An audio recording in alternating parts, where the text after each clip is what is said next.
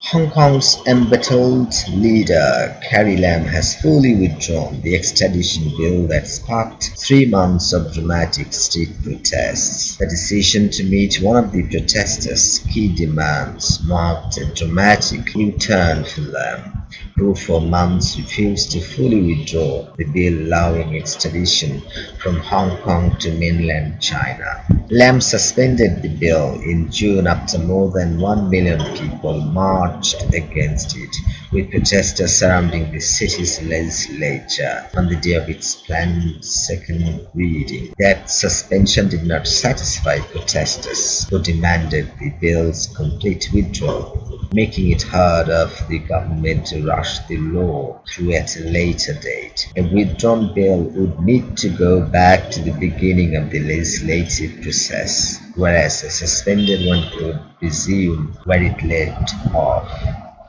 In a televised address Wednesday, Lam said the government would formally withdraw the bill in order to fully allay public concerns. After more than 2 months of social unrest, it is obvious to many that discontentment extends far beyond the bill.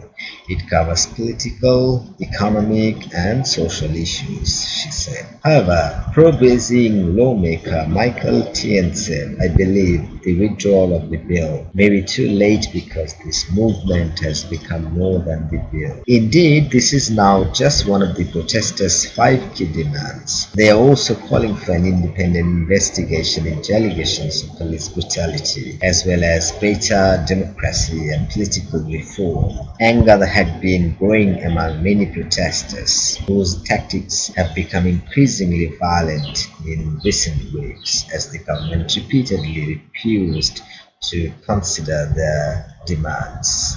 Withdrawal of the bill is too little, too late for Hong Kong, said Adam Lee, a China researcher at Macquarie University in Sydney. There is no going back. If this came earlier, then it may have made a difference to public sentiment, but as it currently stands, I think it will have minimal effects on public sentiments and how they view her government and her political masters in Beijing, Ni said in a email. Activist Joshua Wong, who was last week arrested in a police sweep of activists and opposition politicians, wrote on Twitter, Carrie Lam's repeated failure in understanding this situation has made this announcement completely out of touch. She needs to address to all 5 demands. Stop prosecution, stop calling us rioters, independent inquiry of police, and free election.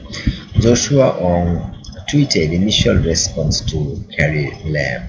First, too little and too late now. Carrie Lam's response comes after 7 lives sacrificed, more than 1,200 protesters arrested, in which many are mistreated in police stations. Lam not resigning. Earlier this week, Lam denied she had offered a resignation over her handling of the crisis after a recording published Monday night of her at a meeting with business leaders was leaked to Reuters. On the tape, she can be heard saying she would have quit if I had a choice. Speaking to reporters Tuesday, Lam said she had not contemplated to discuss a resignation with her mainland superiors. In the recording, Lam can be heard saying the bill was not something instructed, coerced by the central government.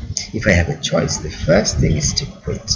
Having made a deep apology, she said, we were not sensitive enough to feel and grasp the huge degree of fear and anxiety amongst people of Hong Kong vis-a-vis the mainland of China. For a chief executive to have caused this huge havoc to Hong Kong is unforgivable, Lam added.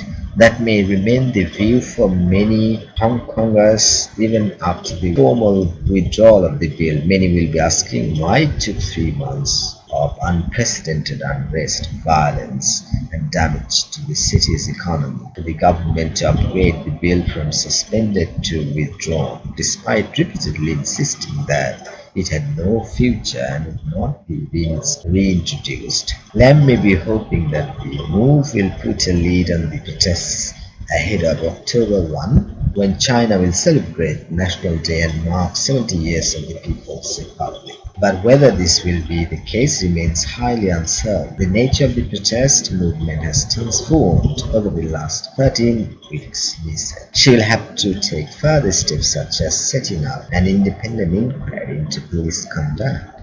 If she does not take further steps, then we can expect the protests to continue. This is online news from CNN. Thanks for watching.